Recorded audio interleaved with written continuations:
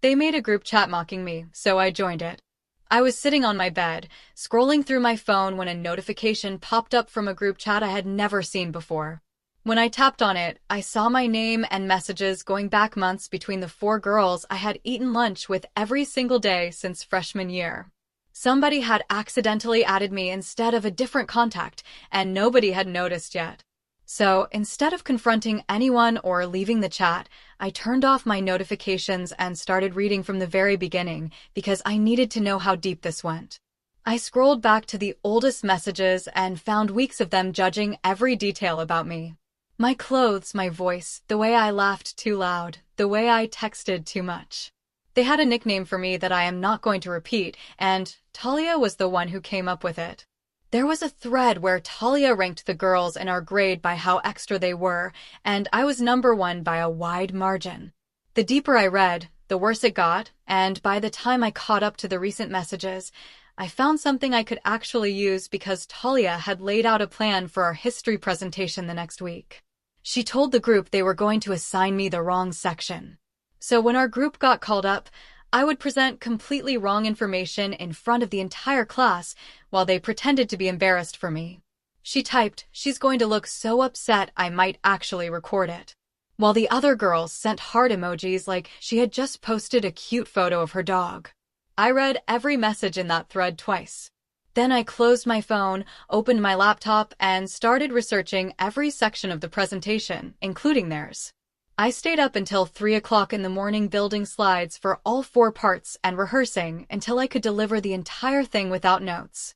When our group got called up the next day, I walked to the front of the room and started talking before anyone else could open their mouths. I covered Talia's section first, and she tried to cut in, but I kept going without even glancing in her direction. I moved through every remaining section back to back, while the 3 of them stood behind me with their hands at their sides and absolutely nothing to contribute. Our teacher stopped me halfway through to tell me I was doing an excellent job and asked if the rest of the group wanted to add anything. Talia opened her mouth and closed it again because I had already delivered everything better than she could have. We got full marks while the other 3 stood at the front of the room like mannequins waiting to be put back in storage. I sat down and checked the chat under my desk. Talia was typing in all capital letters asking how I knew the right section.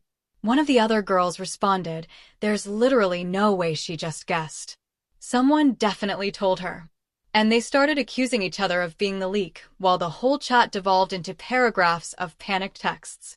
After class, Talia cornered me in the hallway and asked if someone told me the sections got changed. I looked her right in the eyes and said, "I just wanted to be extra prepared, so I studied everything." And for about 3 seconds, she stared at me like she was trying to read something written on the inside of my skull before she smiled and said, "Well, you totally saved us. Good job."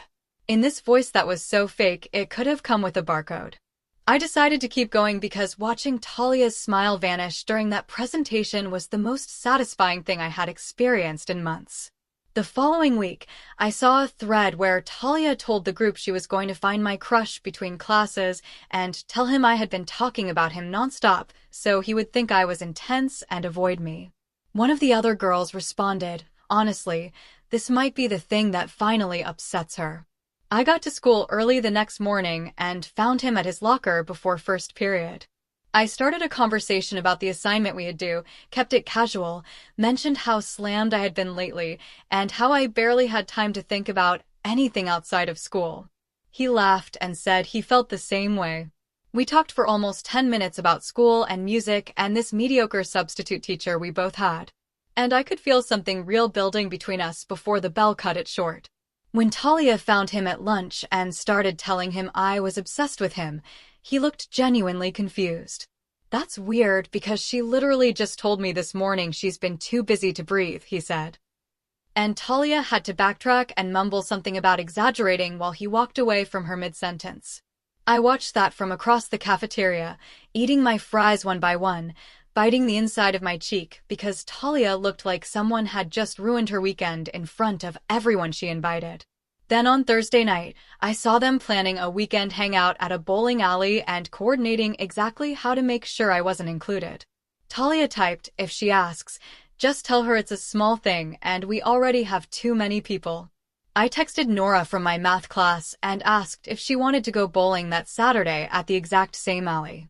She said yes within 4 minutes, which told me two things. She had been waiting for someone to ask, and she was the kind of person who didn't play games about availability to seem more interesting. I had always liked Nora. She was the type of person who laughed at things because they were actually funny and not because someone she wanted to impress was watching. I did not mention the group chat. I did not mention Talia. I just said it sounded fun and what time worked for her. Saturday arrived and I wore the jacket I liked best, the dark green one that I had once overheard Talia describe to the group as giving off weird forest librarian energy, which I had decided to interpret as a compliment because weird forest librarian was objectively a better aesthetic than whatever Talia was going for with her matching sets. Nora and I got there 20 minutes before Talia's group arrived. We had already rented shoes and were halfway through our first game when I heard them come in. Talia's laugh first, then the sound of the others. I did not turn around. I kept my eyes on the lane, lined up my shot, and knocked down 9 pins on the first ball. Nice, Nora said, making a note on the scoring screen. The second ball got the last pin.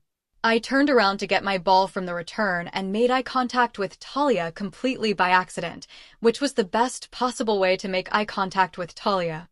Her face went through 4 expressions in about 2 seconds. Surprise, recalculation. Something she tried to assemble into pleasantness. Failure. Oh my God, she said, walking over with a smile that I now understood was her factory setting for covering whatever she actually felt. What are you doing here? Bling, I said. Obviously, she laughed. I just meant we didn't know you were coming. Spontaneous plans. I gestured at Nora. This is Nora. She's in my math class. Talia looked at Nora with the specific assessment she gave anyone she was deciding whether to bother being charming toward. Nora looked back with the uncomplicated expression of someone who had not read a group chat about her. Fun, Talia said. We're right down there. You should come hang with us after your game. Maybe, I said, and turned back to the lane. I checked the chat in the bathroom 20 minutes later. Talia had already sent 3 messages. She showed up with someone I've never even seen before. How did she know we were here? Do not tell her anything this week. I'm serious. The accusations were starting again. I put my phone in my pocket and went back out to finish destroying Nora at bowling, which I did by 11 pins and felt good about. The following week, something changed. Not with me, with the group. I noticed it in the small ways. First, Priya, who had always been the one to save me a seat at lunch, started arriving later and taking longer to acknowledge that I was there. Jade stopped texting me the homework reminders she had been sending since sophomore year without explanation. And Talia started watching me differently, a longer look than usual, like she was trying to solve something. I checked the chat. There were 37 new messages from the weekend. They had argued about the bowling alley for a full day. And then somewhere around Sunday night, the conversation had shifted. Talia had typed, I think something is off. She's been too calm lately. Has anyone else noticed she stopped reacting to stuff? Priya had responded, what do you mean? Like she didn't even flinch about the presentation thing. And then she showed up bowling. Something is off. Jade had typed, maybe she's just having a good week. Talia had sent back, nobody has that many good weeks in a row by accident. I read that 3 times. The thing about Talia was that she was not unintelligent. This was the part one had underestimated for too long, had told myself a comfortable story about because it was easier to think of the person doing cruelty as someone dim enough not to know better. Talia knew exactly what she was doing. She was suspicious now, not because I had made an obvious mistake, but because she understood at some instinctive level that the situation was producing outcomes that didn't match her model of how things should be going. She was wrong about the details, but right about the shape of it. That meant I needed to be more careful. I started leaving things in the chat for her to find, not lies. Slightly adjusted truths dropped at moments where I knew she was paying attention. On Tuesday, I typed in a separate conversation with Jade, who I knew was screenshotting everything for Talia, that I had been doing a lot of journaling lately, and it was helping me think through stuff, which was true. I had been writing things down. I just omitted what things. On Wednesday, I mentioned to Priya at lunch that I was thinking about trying out for the spring play because I needed something new to focus on. This was also true. I had thought about it for approximately 45 seconds, but within 2 hours, the group chat had a thread about how clearly I was spiraling and overextending myself. "She's trying to reinvent herself," Talia typed. Classic response to feeling left out. I let them believe that. What I was actually doing on Wednesday evening was sitting in my room with a notebook and a list of everything that had happened since I first found the chat. I had been running plays reactively, responding to things they planned as they planned them. It was working, but it was always one step behind. I needed to think further out. The presentation had been their move, and I had neutralized it. The crush situation had been their move, and I had neutralized it. The bowling alley had been their move, and I had shown up with someone better than any of them had expected. But I was still eating lunch at that table every single day, which meant I was still performing a friendship that had been a fiction for months, possibly longer. I was putting energy into maintaining the appearance of a dynamic that existed only in the chat they thought I couldn't see. That was the part that needed to change. Not dramatically. Not a confrontation or a walkout or any of the satisfying, but ultimately short-lived things you see in movies where the wronged person makes a speech and everyone applauds. Those moments feel good for about 15 minutes, and then you still have to go to school on Monday. I needed something slower and more permanent.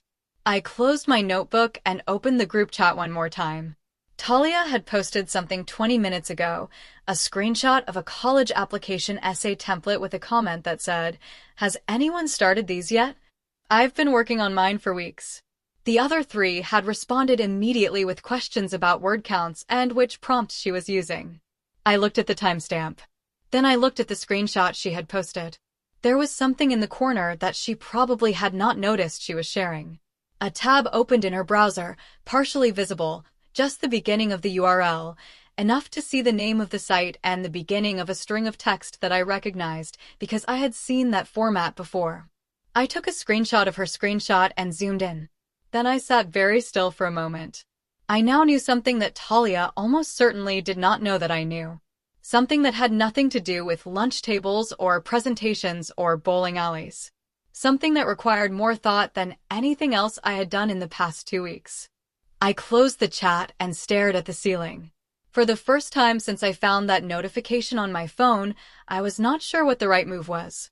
I sat with it for 3 days, not because I was stuck, because I had learned in the past few weeks that the difference between a good move and a great one was usually just time. Reacting fast felt satisfying in the moment and frequently cost you the advantage you had built. So I sat with what I knew, let it settle, and waited to understand what I actually wanted to do with it. What I had seen in the corner of Talia's screenshot was the beginning of a URL for an essay writing service, not a tutoring platform, not a college prep forum. An actual paid service where you submit a prompt and personal details and receive a finished essay in return. I had seen the format before because my older cousin had warned me about them sophomore year, saying the URLs had a specific structure that was recognizable once you knew what to look for. The visible portion was enough. Combined with the essay template she had posted and the comment about working on hers for weeks, the implication was clear. Talia was submitting a purchased essay as her college application writing sample. I thought about what this meant in practical terms. It meant she was violating the honor code of every college she was applying to. It meant that if anyone found out before decisions came out, her applications would be voided. If anyone found out after, her admission could be rescinded. It was the kind of thing that did not have a good outcome for her once it was known, and I was the only person who knew. I did not want to use it. That was the first thing I understood when I sat with it long enough. There was a version of this story where I sent an anonymous tip to the guidance office and watched Talia's college plans collapse from a careful distance, and that version was available to me. But it felt wrong in a way that the presentation and the crush situation and the bowling alley had not felt wrong because those were counters, moves against moves. This was something else. Using someone's academic integrity violation as a weapon, even against someone who had been cruel to you for months, was not a counter. It was escalation into territory that could genuinely damage her future. And I was not sure I wanted that on my record internally. The record I kept of who I actually was when nobody was watching. So, I decided not to use it. What I decided to do with it was more complicated. Nora and I had lunch together on Wednesday, not at my usual table, at a table by the windows that got better light and where the noise level was lower, which I had always preferred but never acted on because the group always sat in the same spot. And I had spent 2 years organizing myself around other people's preferences. Nora brought leftovers in a container and offered me some without asking if I wanted them first, which was the kind of unconscious generosity that tells you more about a person than a month of regular conversation. I told her what I had been doing. Not everything, but enough. The group chat, the presentation, the bowling alley, the thing with my crush. She listened without interrupting, which was notable because she had strong opinions about everything, and interrupting was usually her natural state. When I finished, she was quiet for a moment. "How long have you been eating lunch with them?" she asked. "Since freshman year." She paused. That's a long time to be someone's entertainment. The word hit somewhere accurate. "I know. What do you actually want out of this?" she asked. "Like when it's over." What does over look like? Nobody had asked me that. I had been so focused on the individual moves that I had not fully articulated the end point, even to myself. "I want to not be sitting at that table anymore," I said without it being a thing, without a confrontation or a scene or everyone knowing what happened. I just wanted to be done in a way where I'm fine and they know they didn't break me. Nora nodded slowly. "So, you need an exit that doesn't look like an exit." "Exactly." She thought about this for a moment, turning her fork over in her hand. "There's a meeting next week for the literary magazine." She said, "I'm on it. We need people. If you came and it turned into something, you'd have somewhere else to be at lunch pretty naturally." It was such a simple solution that I almost laughed. "That's it?" I said, "Sometimes it's just that." She shrugged. "You stopped showing up and you're somewhere better instead. You don't owe them a speech." I went to a literary magazine meeting. It was 7 people in a classroom after school with a faculty advisor who appeared to be running on approximately 2 hours of sleep and 3 cups of coffee, and who welcomed me by handing me a stack of submissions to read and saying we were behind on everything. The 7 people who became 8 and 8 had opinions about everything from comma placement to thematic resonance. And for an hour and 40 minutes, I did not think about the group chat once. Walking out, Nora fell into step beside me. "Well, when's the next one?" I said. She smiled. Not the "I told you so" smile, just the genuine one. Back home that evening, I checked the chat for the first time in 2 days. They had noticed I was at a different table at lunch. Talia had typed, "Did anyone see where she sat today? Jade? Yeah, with that Nora girl again. Priya, maybe she found new friends, lol. Talia, or she's doing it on purpose to make us feel bad." I read that one twice. The idea that I would eating be lunch somewhere else was a move against them. That my presence at a different table with a person I genuinely liked had to be interpreted as a tactic was the most revealing thing she had typed in weeks. It meant she was no longer certain she controlled the narrative. It meant she had started working backwards from my behavior, trying to find the manipulation, because she could not conceive that I might simply be building something better without any intention of using it against her. She was not wrong that I was being strategic, but she was wrong about the strategy. I was not trying to make her feel bad. I was trying to make myself feel good. There was a difference, and it was the most important one. I opened my laptop and found the screenshot I had taken of Talia's screenshot. I looked at it for a long time. Then I did something I had not planned on doing. I opened a new document and started writing. Not about Talia, about myself. The essay prompt I had been avoiding for 3 weeks because I could not find an angle that felt honest. Describe a challenge you faced and what it taught you about yourself. I had been thinking about it wrong. I had been looking for something dramatic and external, a moment that looked like a challenge from the outside. But the actual thing I had learned in the past month was quieter than that. It was about the difference between reacting and deciding. About sitting with information long enough to understand what you wanted to do with it instead of what felt immediately satisfying. About the fact that I had been handed something that could have been a weapon and chose not to use it as one. I wrote for 2 hours without stopping. When I finished and read it back, it was the most honest thing I had put on paper in years. I saved it and thought about the notification that had appeared on my phone that night 3 weeks ago. The one I had tapped without knowing what I was about to find. The one that had, depending on how you looked at it, either shown me that my friends were not my friends or shown me that I was capable of more composure under pressure than I had ever tested. I scrolled back to that first message I had found. The oldest one in the thread. Does anyone else find her kind of exhausting? Talia, 14 months ago. I had read it the first time with the wind knocked out of me. I read it now and felt something different. Not nothing. It still landed somewhere real. But I was not the person sitting on her bed with shaking hands anymore. I was someone who had spent 3 weeks quietly making sure that every single plan they made landed wrong. Who had found a real friend in the process, who had written an honest college essay at 11 o'clock on a Thursday night, and who had decided that the information she was carrying about Talia was not hers to use as a weapon. Does anyone else find her kind of exhausting? I closed the chat. I had somewhere better to be. The lunch table shift happened gradually, which was the right way for it to happen. Not a dramatic empty chair, not a moment where I stood up mid-con conversation and walked away with everyone watching, just a slow recalibration over 2 weeks where I started having reasons to be elsewhere. The literary magazine had a deadline push that required 3 extra lunch sessions. Nora and I developed a habit of eating al fresco when the weather allowed.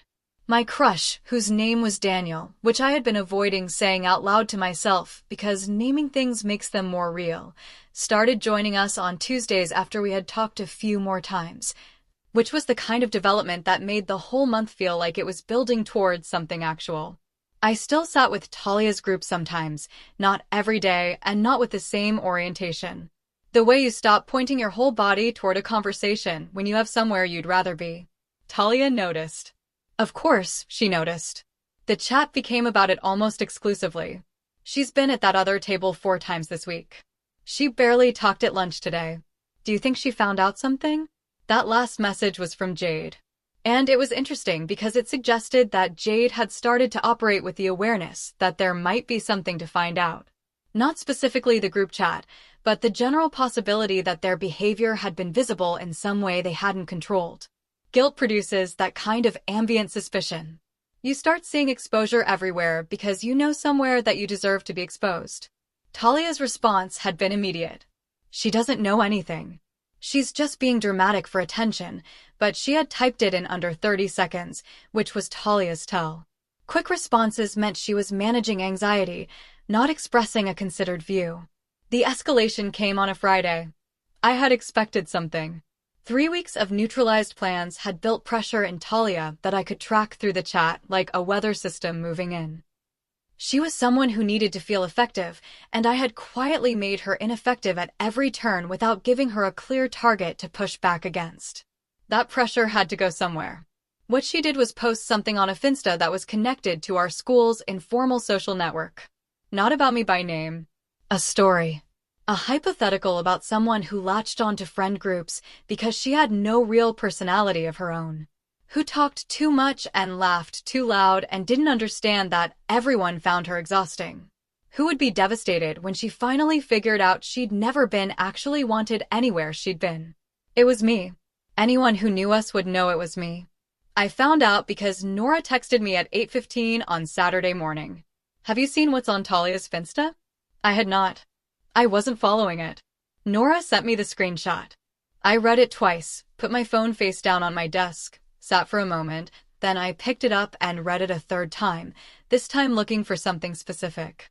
The post was visible to her followers, which included most of our class, but it was screenshot-able. It had been up for 6 hours. The comments were a mixture of vague validation from Talia's orbit and a few that were clearly from people who didn't know the context and had taken the hypothetical at face value. And it was documentable. I texted Nora back, yeah, I saw it. Are you free this afternoon? She came over it too. We sat at my desk and I showed her the chat for the first time. Not summaries, the actual thing. I scrolled from the beginning and let her read at her own pace while I sat on my bed and looked out the window. She was quiet for a long time. When she finally looked up, she did not say anything for a moment. How long have you had this? She asked. Almost a month, and you didn't say anything to them. No. She looked back at the screen, scrolled a little further. Evan, I know this is she paused, choosing carefully. This is a lot. This isn't just mean girl stuff. The presentation thing was sabotage. The thing with Daniel was deliberate. And this post is public. I know. What do you want to do with it? It was the same question she had asked at the table by the windows, and I had the same answer and also a more specific one. Now I want to show someone who can actually do something. I said not for revenge because the Finsta post is public and it's about a real person even if it doesn't say my name, and that crosses a line that I think needs to be on record somewhere official. Nora nodded slowly. The guidance counselor or directly to the administration with documentation. I looked at the chat still open on my screen. I have documentation. On Monday morning, I arrived at school 40 minutes early. I had the chat screenshotted in full on my phone, organized by incident, the presentation plan, the thing with Daniel, the bowling alley coordination, the fins to post, each one dated, each one clearly showing intent and coordination. I sat down with Miss Okafor, the vice principal who handled student conduct, and I showed her everything without a speech or a preamble. I just handed her my phone and let her scroll. She did not say anything for a long time. When she handed the phone back, she folded her hands on her desk. How long have you had access to this chat? She asked. I was added by accident about a month ago. I've been observing. You didn't say anything to them. No, or to us. I'm saying something now. I paused.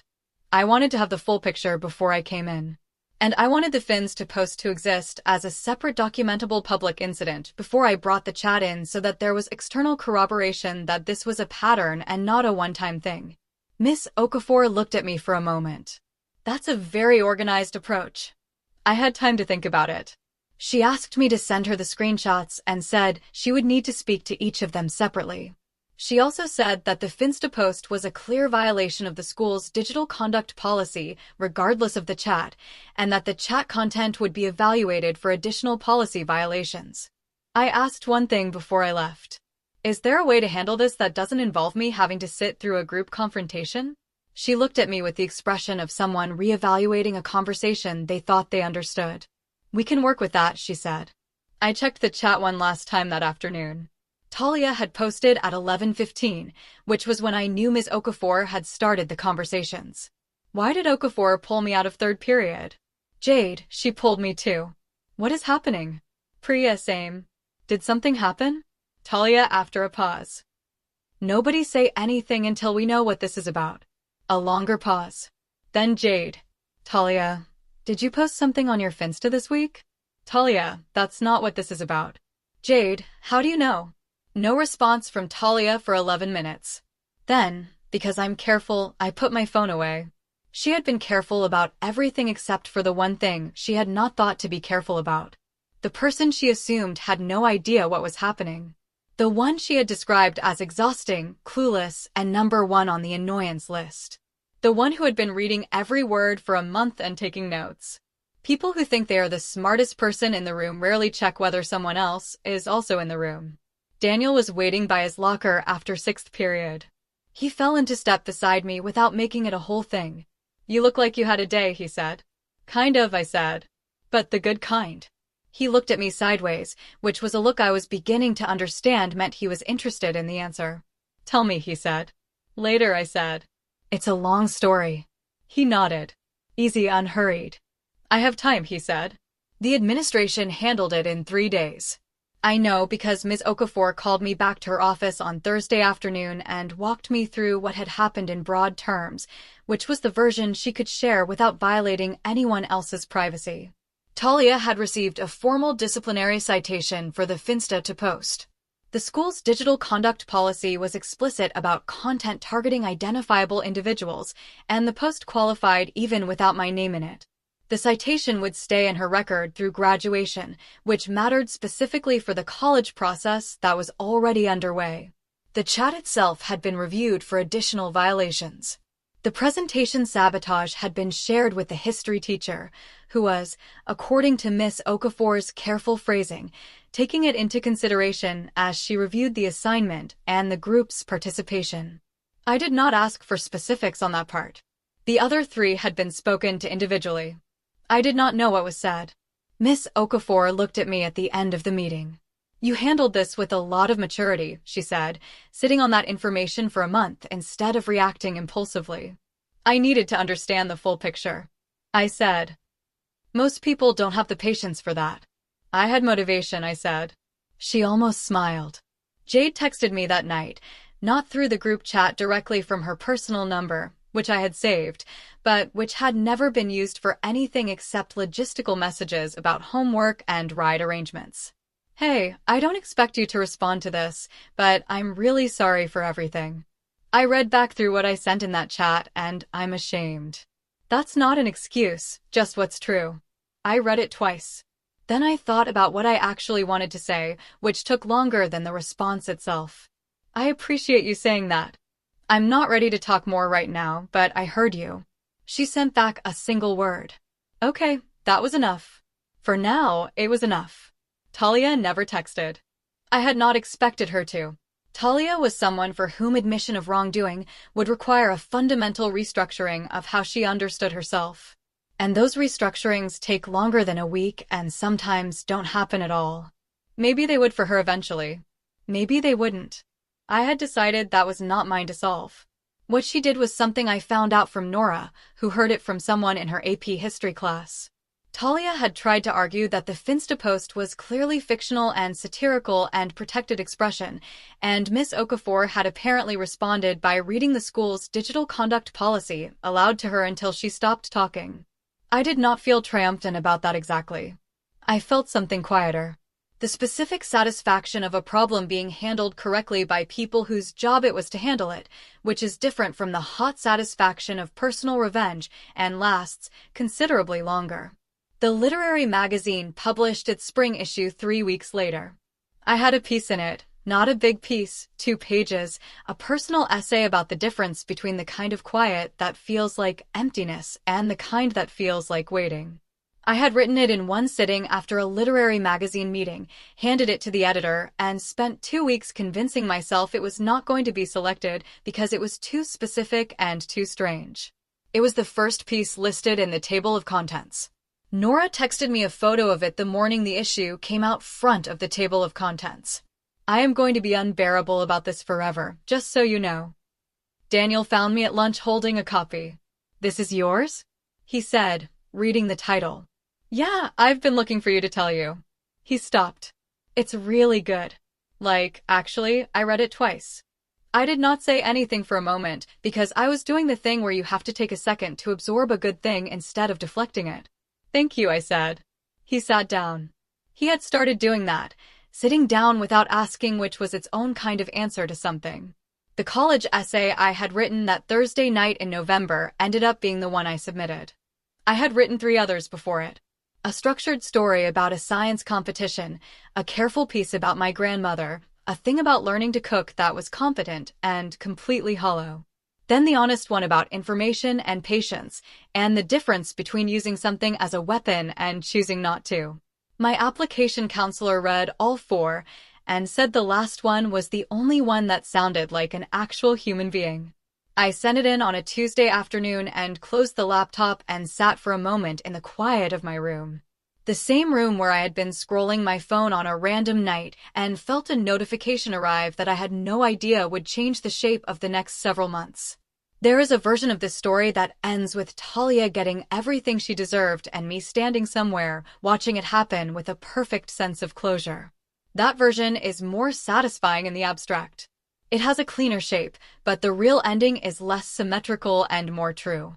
Talia got disciplinary citation and probably a complicated college application season.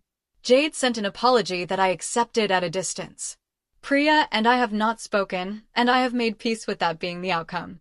The group chat still exists as far as I know, and I am still technically in it, and sometimes I see the notification count go up and do not open it.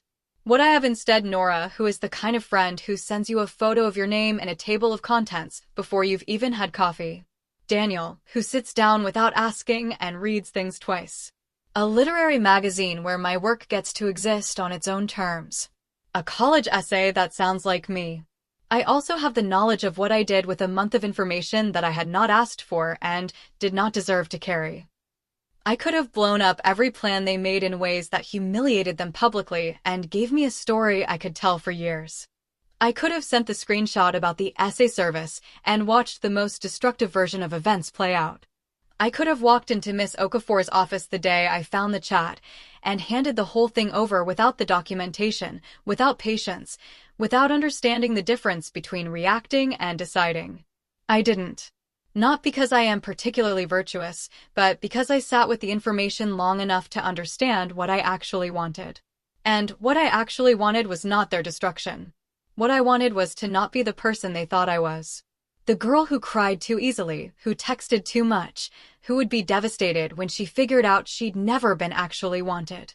I wanted to be the person who reads every message in a thread twice, closes her phone, opens her laptop, and gets to work. And it turns out you don't need to burn anything down to prove that. You just need to build something better in the time they spend planning their next move. That's all it ever was.